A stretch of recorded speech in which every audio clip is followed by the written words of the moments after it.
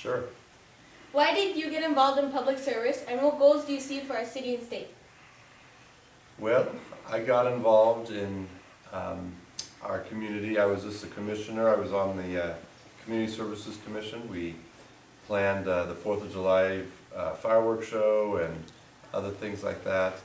I happened to get on the city council. It was kind of a sad situation. A longtime council member here, Steve Anderson, passed away real unexpectedly, and so that made a spot open on the city council, and I had a few of the council members ask me if I wanted to be the new city councilman, and they were going to help me, so I went ahead and ran for that spot in 2008, so it was almost 10 years ago. So. Hi, I'm Tanya. I would like to ask you an important question. What do you think are the 3 biggest problems for our city, and what are some ideas you think can solve these challenges? One thing we've been working on that I think you guys would be interested in, we have a spot that used to be an old landfill. It's over near Lambert in Idaho. It's called Vista Grande Park, although there's not much of a park to it. It's just kind of a big dirt, field. So we've been trying to get a good park there with, for youth sports and things. So that's getting that finally done has been very slow, but we're hopeful we can get that done soon. Another big challenge is always keeping our streets paved. It takes a lot of money. Our big project this year, we're going to try to finally repave Lambert Road. If you drive down Lambert right now, it's not in good shape. Everyone complains about it, so we're going to try to get that done. And basically just making sure we're spending taxpayer money wisely. We got to keep police and fire and parks and all that good stuff going on for the community, and we only have so much money to do it, so you always have to budget wisely.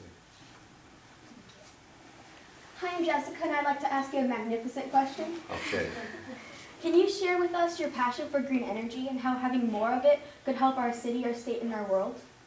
Yeah. So using energy, the renewable sources of energy and green energy is great. We all have to live in the environment. One thing, I serve on our county's transportation board, and what we're doing down there, we just got done buying. We're going to deploy 10 hydrogen buses, for example. So these will be buses you'll see, going up and down the street, but they're not going to just be burning gasoline like normal. It's going to be hydrogen. So that's I don't think anything comes out of the tailpipe there. So no, it's great to have a clean environment. When I was a kid, we used to have what was called stage 1 smog alerts all the time. You guys probably never heard of that. So stage 1 smog alert back in the early 80s, it was happening all the time. It was so smoggy, they wouldn't let kids go outside to play during recess. And you could never see the hills. It was just this yucky gray cloud that was in the air all the time. And it hurt to breathe. You would be, breathing, and it would feel like your lungs were on fire, and it was terrible. The air quality was terrible. Over the years, we've gotten a lot better at having cleaner cars. One of the big things was getting catalytic converters on cars. So now that, you don't see black smoke pouring out of tailpipes of cars. That was what all the cars used to look like. You guys wouldn't believe me. You just see these horrible, these black poofs coming out of all over the place. But it's a lot cleaner now, and now we don't have to feel the burning lungs.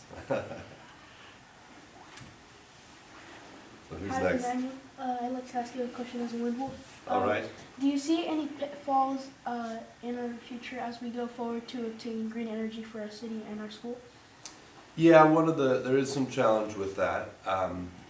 The sun doesn't always shine, and the wind doesn't always blow. So if you're relying only on solar power or wind power, on days it's cloudy and there's not wind, you don't have that. You always need to have that base load. If you talk to the guys over at Southern California Edison or something, they would tell you that's not a reliable enough source of energy to have for your base load. So there's still going to need to be other things.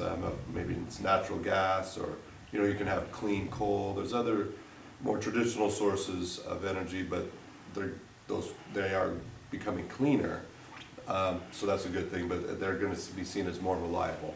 And then, so the other challenge there too, some of the greener technologies are still more expensive. So there is that cost consideration to it. So as we're moving greener and greener, you have to kind of, hopefully over time, the technology gets such that it will bring the price down. So that's kind of the challenge with it there. Can we all shake hands and say thank you? Then we're going to get a picture of y'all with the Wind Wolves bulletin board.